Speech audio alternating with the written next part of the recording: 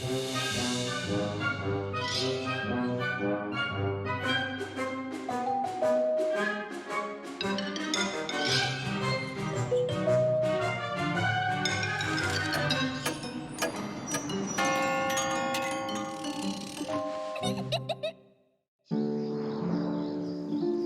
बच्चों को अच्छा लगता है सुनाना कमाल की डरावनी कहानियाँ, और मैं उनमें से एक हूँ।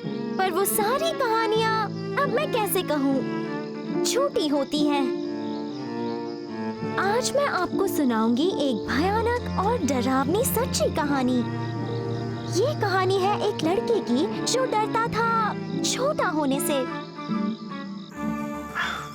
तो शुरू करते हैं। एक वक्त की बात है, यहाँ से बहुत बहुत बहुत दूर एक राज्य में रहता था एक छोटा सा राजकुमार। नहीं, मैं तो फिर से झूठी कहानी सुनाने लगी। इस बार मुझे एक सच्ची कहानी सुनानी है। एक मामूली बिल्डिंग के एक मामूली अपार्टमेंट नंबर 139 में रहता था एक लड़का जो इसलिए डरता था क्योंकि वो बहुत छोटा था। अगर वो एक बड़ा लड़का होता तो उसे किसी चीज से डर नहीं लगता, क्योंकि बड़े लड़के बड़े आदमी होते हैं और आदमी कभी किसी चीज से नहीं डरते, बस औरतों के अलावा। जब आप छोटे होते हैं तो आसपास की हर चीज बड़ी और डरावनी लगती है। मिसाल के तौर पर उसे डर लगता था कि उसकी मम्मी उसे नहाने के लिए टब में रखेंगी और फिर पानी बंद करना भूल जाएंगी।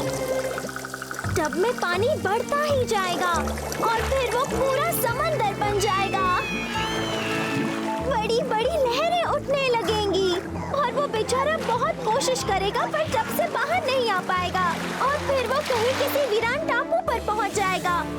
फिर वो पास से गुजर रहे जहाजों को आवाज लगाएगा पर कोई उसे देख नहीं पाएगा, क्योंकि वो बहुत ही छोटा है और वो किसी टेलीस्कोप से भी नजर नहीं आएगा। और बदकिस्मती से कैप्टन के पास नहीं होते हैं माइक्रोस्कोप्स। वो तो बाहर खेलने जाने से भी बहुत डरता था। उसे लगता था कि अगर ध्यान हटा तो वो चिपक जाएगा काले और चिपचिपे तारकोल में।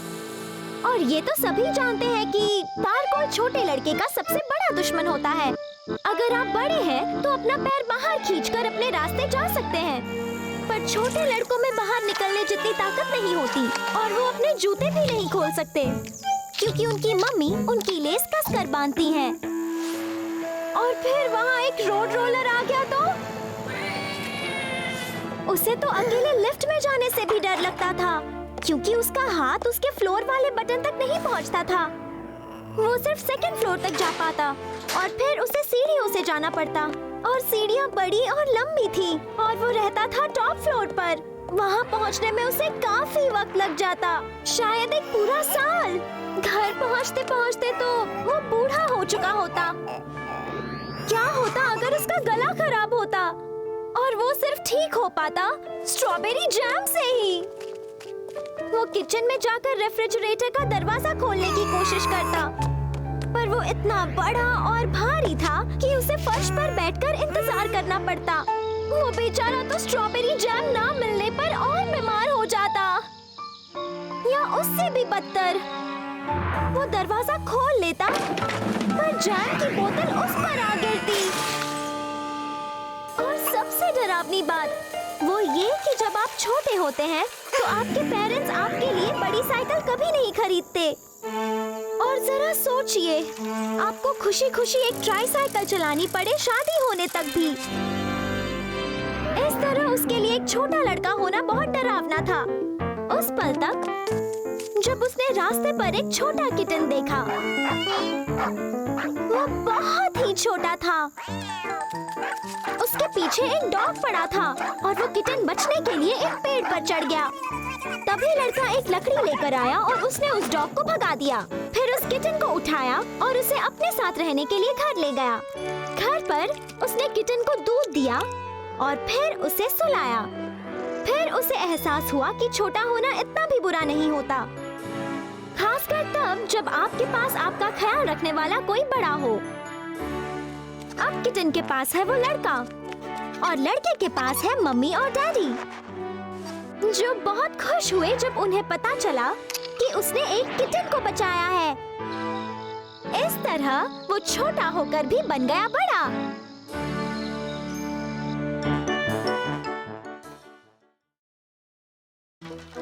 तो आपको लगता है किसी को डर लग सकता है एक मासूम साइकिल से? पर ऐसा होता है। आज मैं आपको सुनाऊंगी एक कमाल की और गजब की दिल दहला देने वाली कहानी एक साइकिल के बारे में।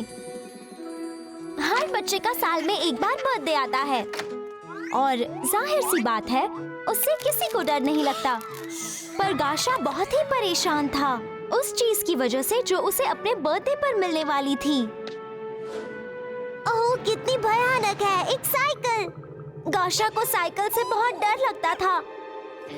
एक बार उसे सपना आया था कि वो सड़क पर बड़ा जा रहा है सवार होकर एक बड़े 2 पहियों वाले मॉन्स्टर पर।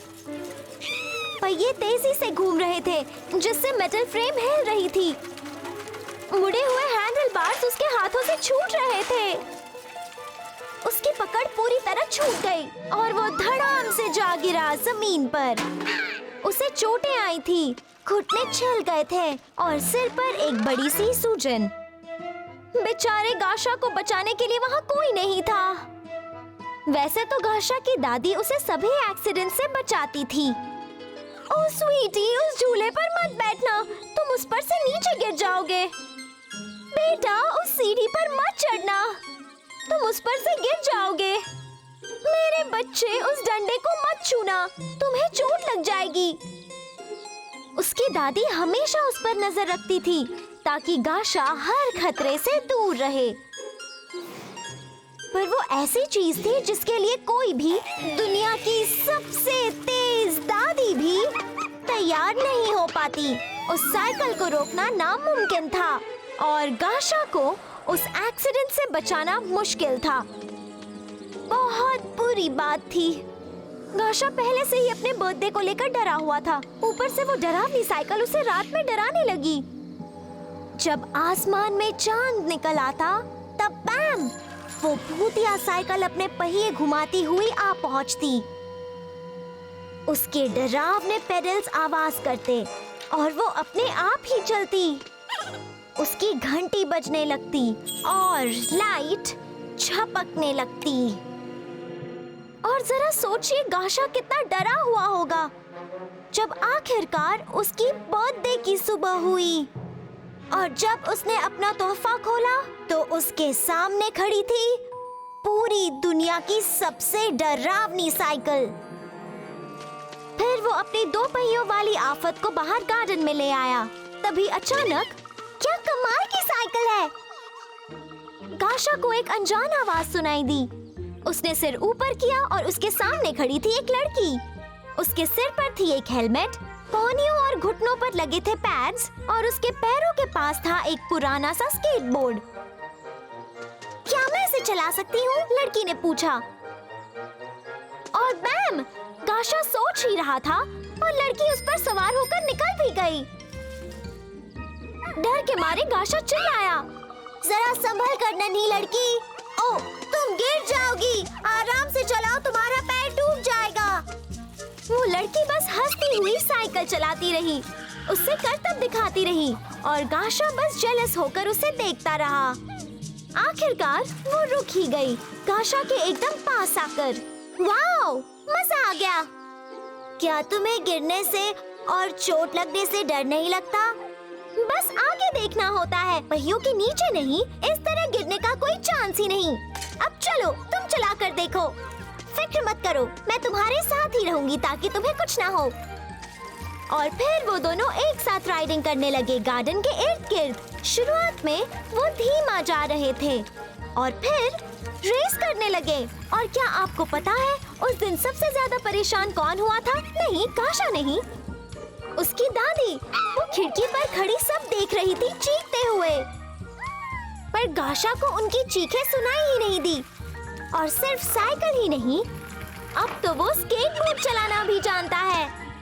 ओह, ये बर्थडे तो कमाल का था। ये तो मुझे हमेशा याद रहेगा।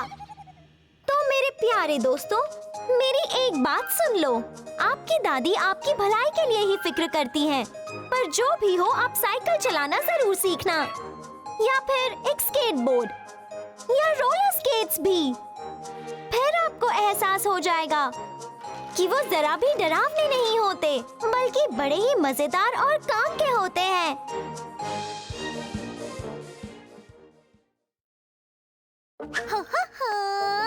पता नहीं सारे कार्टून्स कहाँ छुप गए हैं। चलो जांच शुरू करते हैं।